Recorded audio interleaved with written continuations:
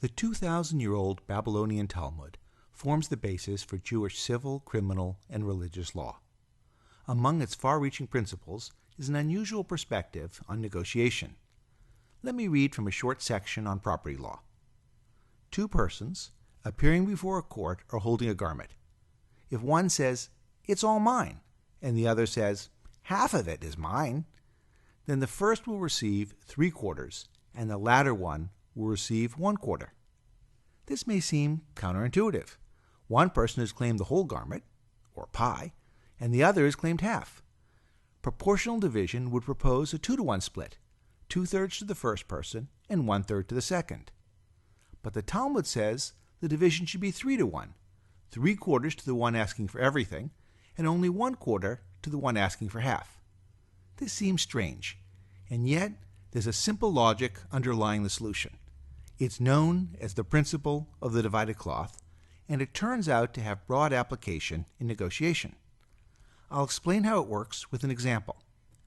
Imagine the two parties in the dispute, say Cain and Abel, are holding onto a cloth starting from different ends. Cain makes a claim starting from the left. He claims the entire pie, or cloth, for himself, conceding nothing to his brother Abel. Abel makes a claim to half the cloth starting from the right end, thereby conceding the other half to Cain. If we look at both claims together, we see that the dispute is really only over half the cloth. Abel has conceded half to Cain, so that is not in dispute. The Talmud's solution is to give each party what has been conceded to him by the other, and then split the amount in dispute. Thus Cain gets what Abel has conceded to him, half the cloth, plus half of the disputed half, so 3/4 in total. Cain conceded nothing to Abel, so Abel only gets half the disputed amount, which is half of half, or 1/4. Now, imagine instead that Cain isn't quite so greedy. He claims 2/3 of the cloth, conceding 1/3 to Abel.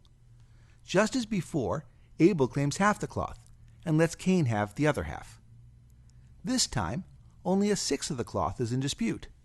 Following the Talmud's guidelines, Cain gets his half plus 1/12, while Abel gets his 1/3 plus 1/12.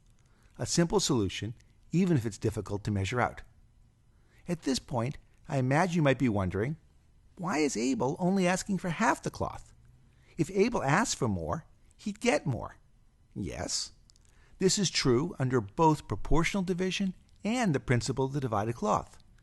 We expect each party will try and make the largest claim he or she can justify.